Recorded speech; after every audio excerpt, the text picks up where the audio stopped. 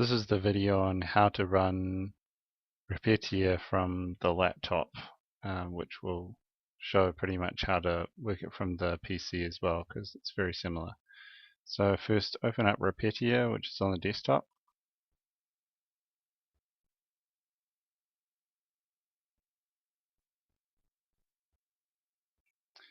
Make sure that the USB plug from the printer is plugged in and that the machine is turned on at the wall. It's the rightmost plug at the wall below the printer.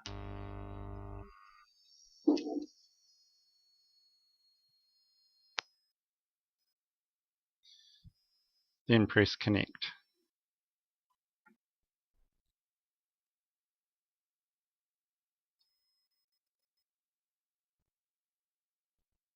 Okay, and you should get a message with a whole lot of blue writing that says something like that.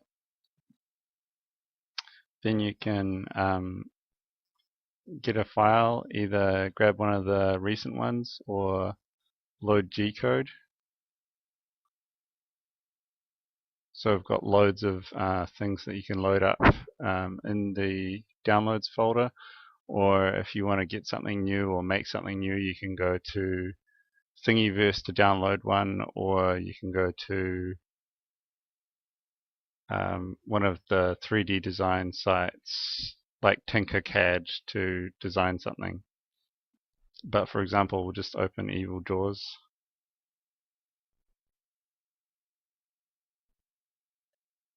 Okay, so that's dropped the 3D image in there. We'll go over to manual control at the start and click Heat Extruder. And we want it to heat up to 234 degrees because that's the temperature of the first layer that we print. Then you can go back to object placement. Make sure that it's placed in the right place in the middle or wherever you want to print it. If you want to rotate your view, you can use that to do that.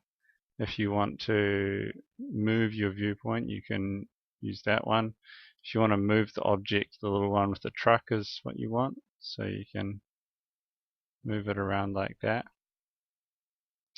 You can also translate it, like do a Z translation up 45 to put it in the air, but generally you'll want to put it at 0. If this object is pink colored and looks still, then that's good.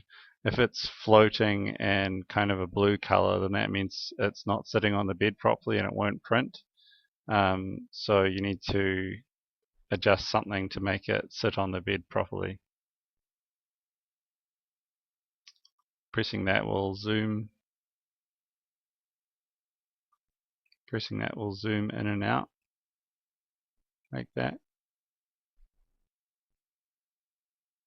So when you're happy with how the object is placed, go to Slicer.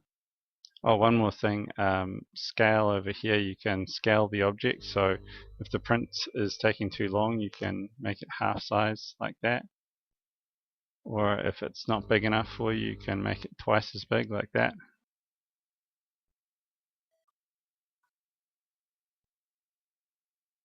But we'll just go with one.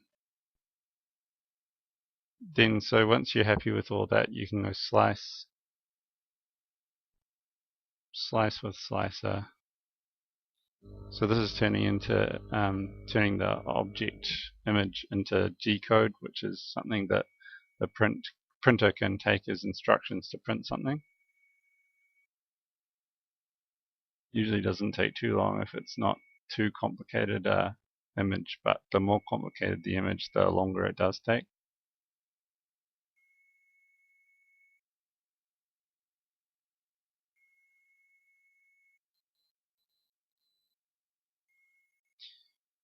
Okay, it says that it's 4.7 centimeters cubed of filament.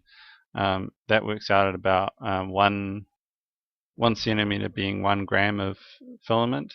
So this is going to be about 5 grams of filament, hence 50 cents worth of print. So you can tell people that when they print it.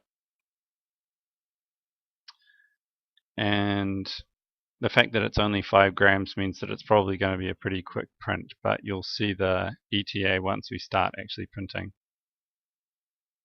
So then really all that's left to do is run the job. So you just click that button there.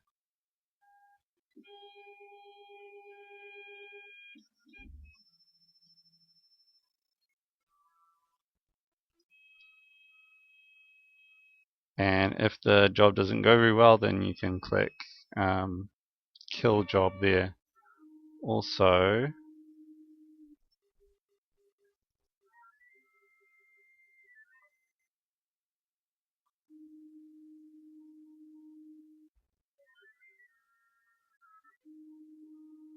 it says down the bottom here the ETA is 34 minutes.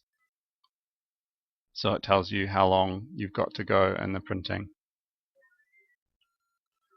Couple more things to look at. You can increase the feed rate if you're confident that your print is going well.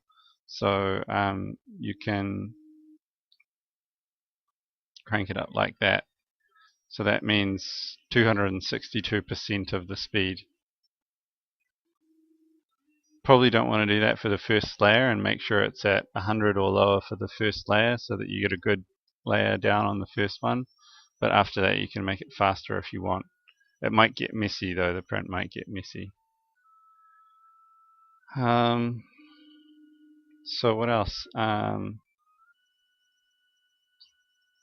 What I didn't show you before was when you're preheating the print and when you're checking whether it's ready to print yet.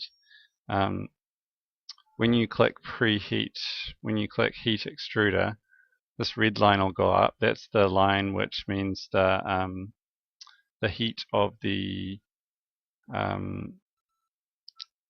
heater, but the orange line is the heat of the actual print head, and the orange line is the one that you've got to watch out for. So once this orange line has come up to 234, which is up here, that means that you're actually ready to go, ready to start printing.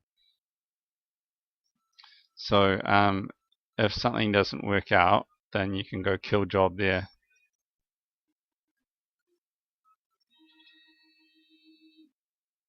And if you need to move the